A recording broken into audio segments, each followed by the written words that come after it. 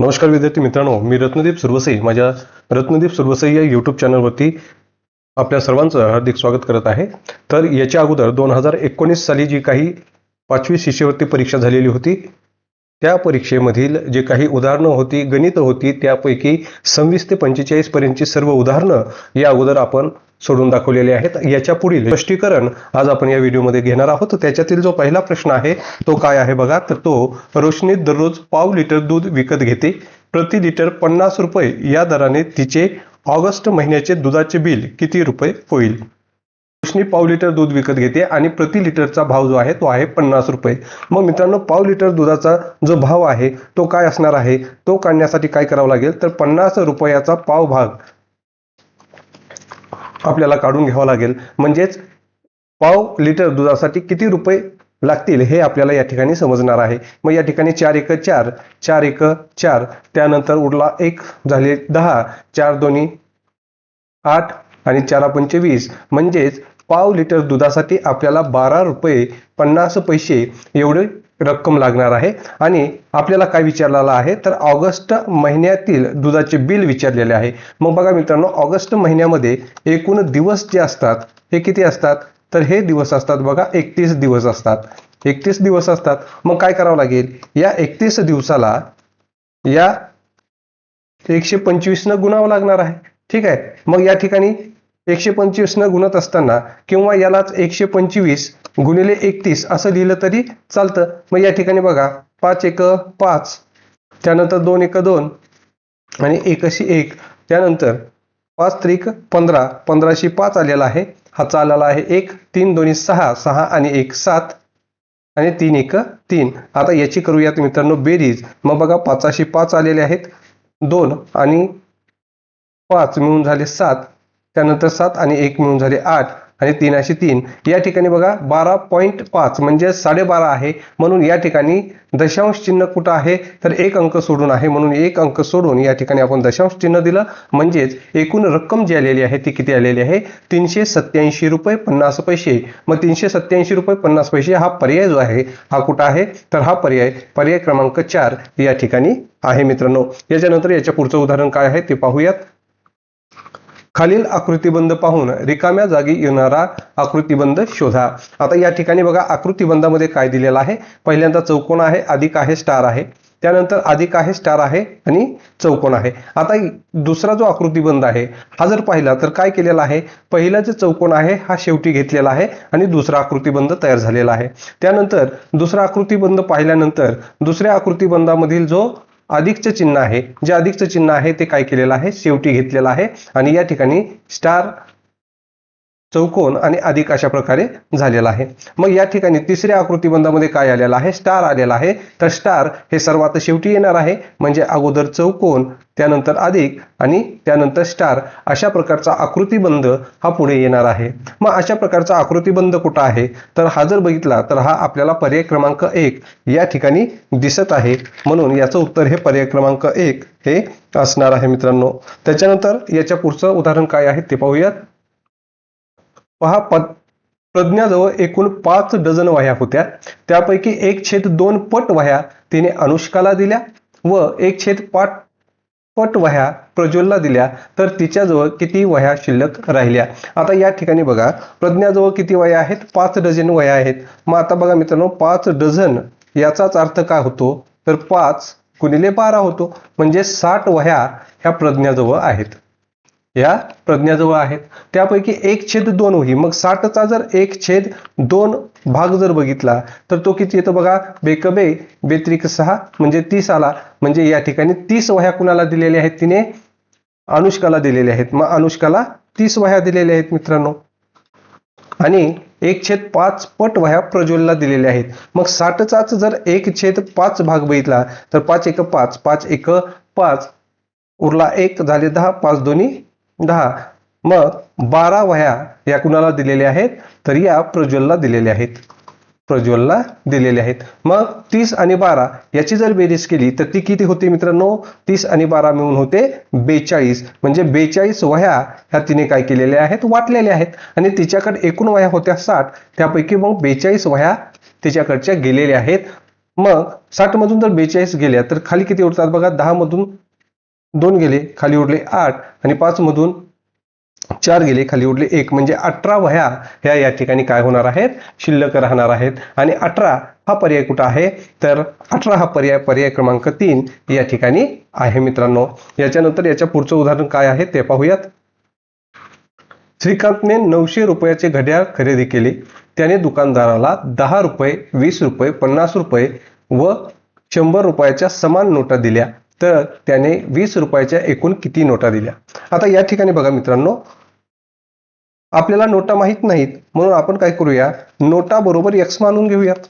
X मानू, ठीक आहे. मग आता बघा, 10च्या ज्या नोटा आहेत त्या किती झालेल्या आहेत, ते एक्स झाल्या, 10 एक्स झाल्या, बरोबर, 10 एक्स. मग हे 10 एक्स झाल्या, त्याच्यानंतर 20च्या नोटा 20 एक्स झाल्या, त्याच्यानंतर 50च्या नोटा 50 एक्स झाल्या आणि 100च्या नोटा किती झालेल्या आहेत मित्रांनो, 100 एक्स झाल्या. बरोबर एकूण रुपये जे आहेत ते किती होणार आहेत, 900 होणार आहेत. बरोबर, म्हणजे या सर्व नोटामुळे जेवढी रक्कम झालेली आहे ती किती झालेली आहे, 900 झालेली आहे. मग आता या ठिकाणी बघा, 10 आणि 20 30, 30 आणि 50 80 आणि 100 म्हणजे 180 एक्स बरोबर 900 रुपये झालेले आहेत. मग या एक्स ची किंमत म्हणजेच एकूण नोटा ज्या आहेत, प्रत्येकी नोटा ज्या आहेत ते जर काढायचे असतील तर आपल्याला काय करावं लागेल, एक्स बरोबर 900 भागिले 180 करावं लागेल. बरोबर, मग हे 0 गेलं, हे 0 गेले, मग 18 1 18, 18 पंचे 90. मग एक्स म्हणजेच काय आहे, तर नोटांची संख्या आहे. मग नोटांची संख्या किती आहे मित्रांनो, ती आहे 5.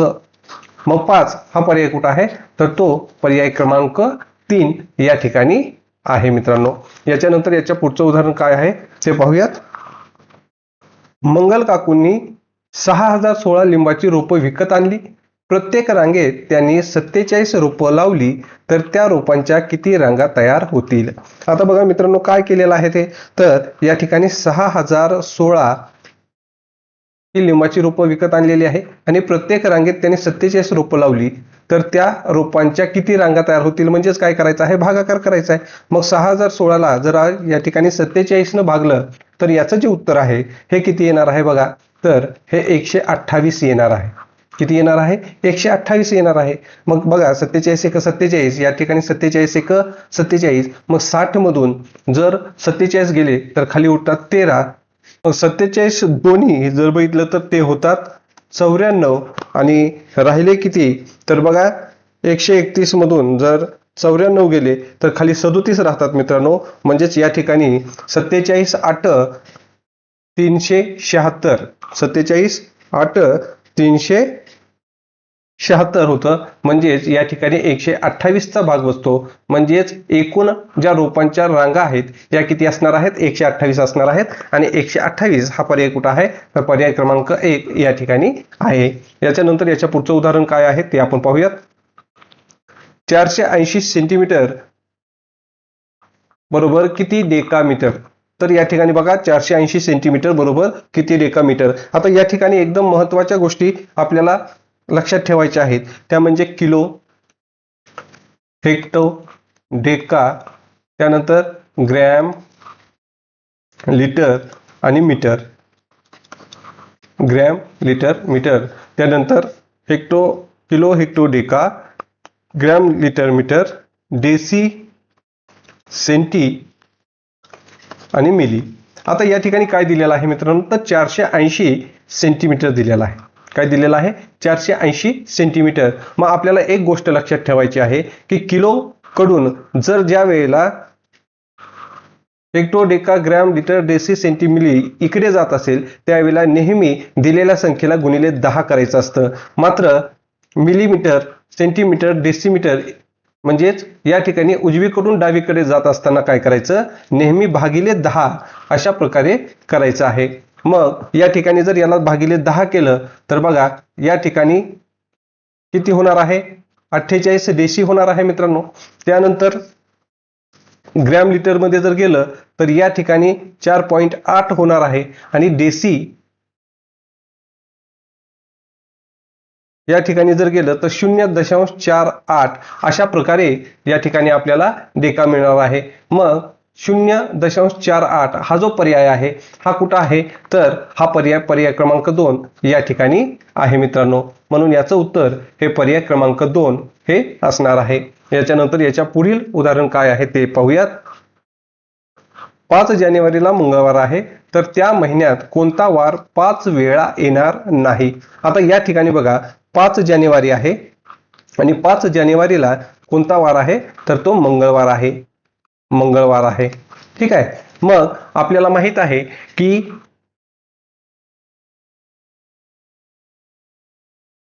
4 जानेवारीला कोणता वार असणार आहे, 4 जानेवारीला सोमवार असणार आहे. त्यानंतर 3 जानेवारीला रविवार असणार आहे आणि 2 जानेवारीला शनिवार व 1 जानेवारीला शुक्रवार असणार आहे मित्रांनो. मग आपल्याला माहित आहे की ज्या वेळेला 31 तारखेचा महिना असतो त्या वेळेला 1, 2 आणि 3 तारखेला जो वार असतो तो 5 वेळा येत असतो बघा. 1, 2 आणि 3 तारखेला जो वार असतो तो 5 वेळेला येत असतो. मग या ठिकाणी बघा शुक्रवार आहे म्हणजे शुक्रवार हा 3 वेळेला येणार आहे. त्याच्यानंतर शनिवार हा 3 वेळेला येणार आहे आणि रविवार हा सुद्धा 3 वेळेला येणार आहे. मात्र सोमवार हा जो वार आहे हा 3 वेळेला येत नाही. शुक्रवार, शनिवार आणि रविवार हे 3 वार 5 वेळा येणार आहेत. मात्र सोमवार हा जो वार आहे हा 5 वेळा येत नाही. म्हणून याचं उत्तर हे पर्याय क्रमांक 4 हे असणार आहे. याच्यानंतर याच्या पुढचा प्रश्न पाहूयात. एका आयताची लांबी व रुंदी अनुक्रमे 12 सेमी व 8 सेमी आहे, तर या आयताची परिमिती एवढी परिमिती असलेल्या चौरसाचे क्षेत्रफळ किती? तर बघा हा आयत आहे आणि या आयताची लांबी 12 सेंटीमीटर आहे आणि रुंदी ही 8 सेंटीमीटर आहे. तर त्या आयताची परिमिती, आता या आयताची परिमिती किती होते बघा, 12 दोन्ही 24 झालं. मग 24 आणि 8 दोन्ही 16 याची जर बेरीज केली आपण तर किती येते मित्रांनो, 6 आणि 4 10 ला 0, हात झाला 1 आणि या ठिकाणी 40 आलेली आहे. मग आयताची परिमिती 40 आलेली आहे. तेवढीच परिमिती कुणाची असणार आहे, चौरसाची असणार आहे. मग चौरसाची परिमिती जर 40 असेल तर त्याची एक बाजू किती असणार आहे, तर बघा चौरसाची परिमिती बरोबर 4 गुणिले बाजू असते. मग या ठिकाणी आपण काय केलं, आपल्याला परिमिती निघालेली आहे 40. मग आता हे गुणाकारातलं जे 4 आहे हे भागाकारात आलं आणि या ठिकाणी आपल्याला बाजू मिळणार आहे. मग 4 1 4, 4 1 4 10, म्हणजे चौरसाची बाजू जी आहे ही किती आलेली आहे, तर चौरसाची बाजू बरोबर 10 आलेली आहे मित्रांनो. मग चौरसाचं क्षेत्रफळ या ठिकाणी विचारलंय. मग चौरसाचे क्षेत्रफळ बरोबर बाजूचा वर्ग असतो. मग बाजूचा वर्ग म्हणजेच 10चा वर्ग. मग 10चा वर्ग काय आला, तर तो 100 चौरस सेमी एवढं काय असणार आहे, तर त्या चौरसाचं क्षेत्रफळ असणार आहे. आणि 100 चौरस सेंटीमीटर हा जो पर्याय आहे हा पर्याय कुठे आहे, तर पर्याय क्रमांक 3 या ठिकाणी आहे मित्रांनो. याच्यानंतर याच्या पुढचं उदाहरण काय आहे ते आपण पाहूयात.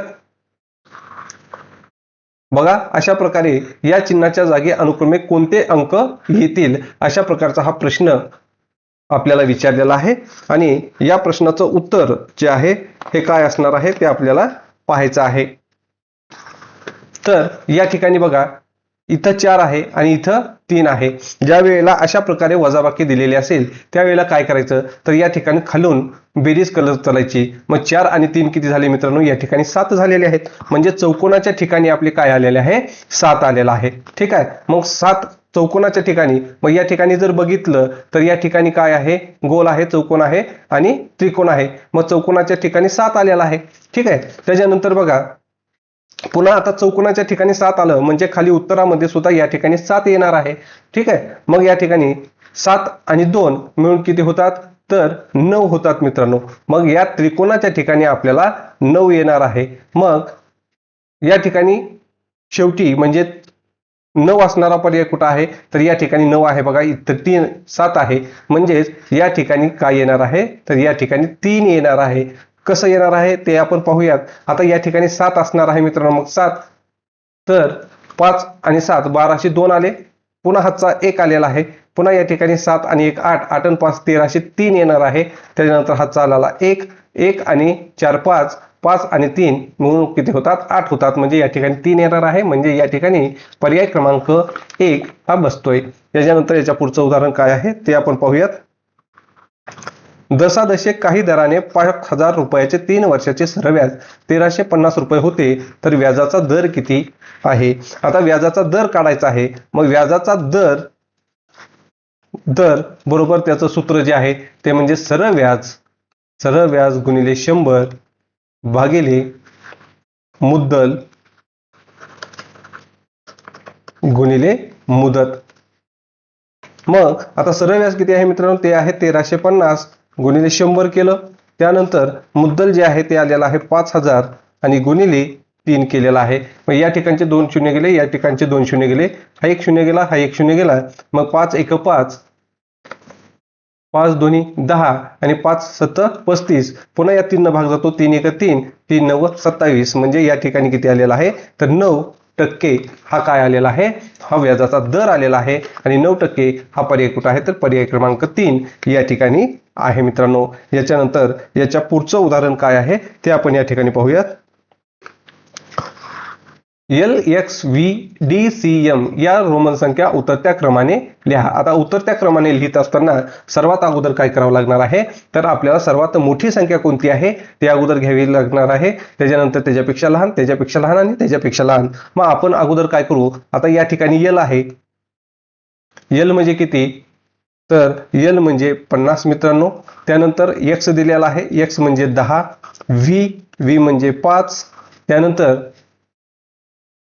D आहे, D म्हणजे 500, C म्हणजे 100 आणि M म्हणजेच 1000 होतं मित्रांनो. मग आता दिलेल्या संख्येनुसार आपल्याला काय करायचं आहे, उतरता क्रम लावायचा आहे. मग सर्वात मोठी संख्या कोणती आहे 1000 म्हणजे M येणार आहे. त्याच्यानंतर 500 ही संख्या आहे म्हणजे D येणार आहे. त्याच्यानंतर लहान संख्या कोणती आहे तर C आहे. त्याच्यानंतर लहान संख्या L आहे. त्याच्यानंतर लहान संख्या X आणि त्याच्यापेक्षा लहान संख्या V आहे. मग अशा प्रकारचा पर्याय हा आपल्याला कुठं दिसतोय तर हा पर्याय क्रमांक 4 या ठिकाणी दिसत आहे. म्हणून याचं उत्तर हे पर्याय क्रमांक 4 हे असणार आहे. त्याच्यानंतर याच्या पुढचं उदाहरण कोणतं आहे ते पाहूयात. तर बघा, एक रिम कागदापैकी 5 दस्ते कागद प्रिंटिंगसाठी वापरले व 36 कागद प्रिंटिंग करते वेळी खराब झाले तर किती कागद शिल्लक राहतील. आता या ठिकाणी एक रिम कागद, बघा एक रिम कागद म्हणजे किती कागद हे माहीत असणं आपल्याला गरजेचं आहे. तर एक रिम कागद म्हणजे 480 कागद होतात मित्रांनो. किती कागद होतात तर ते 480 कागद होतात. आणि 5 दस्ते, आता आपल्याला माहित आहे एक दस्ता म्हणजे किती कागद तर एक दस्ता म्हणजे 24 कागद. मग 5 दस्ते म्हणजेच या 24 ला जर 5 न गुणलं तर 24 5 120चे म्हणजे 120 कागद होतात. 120 कागद होतात. आणि हे 36 कागद काय झालेले आहेत प्रिंटिंग करत असताना खराब झालेले आहेत. मग आता सर्वात अगोदर काय करावं लागेल तर एक रिम कागद जे आहेत याच्यामधून हे 120 कागद आपल्याला वजा करून घ्यावे लागतील मित्रांनो. मग बघा 0 0 8 मधून 2 गेले 6 उरले आणि 4 मधून 1 गेला 3 उरले म्हणजे 360 कागद हे काय झालेले आहेत 5 दस्ते कागद वापरल्यानंतर शिल्लक राहिले. परंतु या 360 कागदामधून 36 कागद काय झालेले आहेत खराब झालेले आहेत. म्हणून 36 कागद परत एकदा काढून घ्यावे लागतील. मग 10 मधून 6 गेले खाली उरले 4, 5 मधून 3 गेले खाली उरले 2 आणि 3 अशी 3 म्हणजे 324 कागद हे काय आहेत तर हे शिल्लक आहेत. आणि 324 कागद हा जो पर्याय आहे हा पर्याय कुठं आहे तर पर्याय क्रमांक 1 या ठिकाणी आहे मित्रांनो. याच्यानंतर याच्या पुढचं उदाहरण काय आहे. गौरी, हमीदा, मेरी व ईश्वरी या मैत्रिणी वर्तुळाकार उभ्या आहेत. त्यांनी प्रत्येकी बरोबर हस्तांदोलन केल्यास एकूण किती आंदोलने होतील.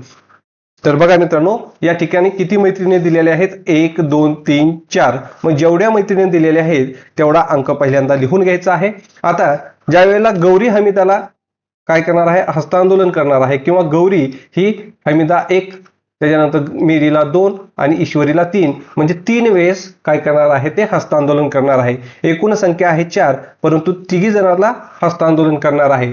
मग ज्या वेळेला गौरीनं हमीदाला हस्तांदोलन केलं याचाच अर्थ हमीदाचं सुद्धा गौरीसोबत हस्तांदोलन झालेलं आहे.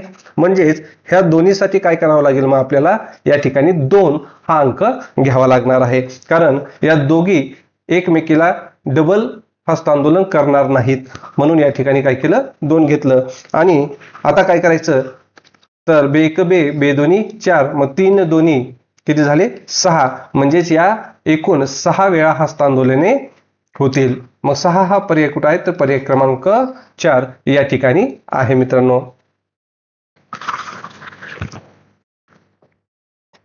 पुढीलपैकी चुकीचे विधान ओळखा. तर बघा, कोणत्याही संख्येला 1 ने भागल्यास उत्तर तीच संख्या येते, हे जे विधान आहे ते बरोबर आहे.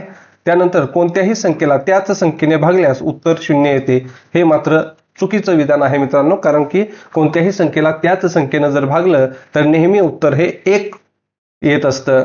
म्हणून याचं जे अचूक पर्याय आहे किंवा अचूक उत्तर जे आहे ते म्हणजे पर्याय क्रमांक 2 हे असणार आहे. त्याच्यानंतर खालीलपैकी कोणता अपूर्णांक आकृतीतील रेखांकित अपूर्णांकाचा सममूल्य अपूर्णांक दर्शवतो. तर या ठिकाणी बघा मित्रांनो, एकूण जे भाग केलेले आहेत ते किती आहेत, 8 आहेत.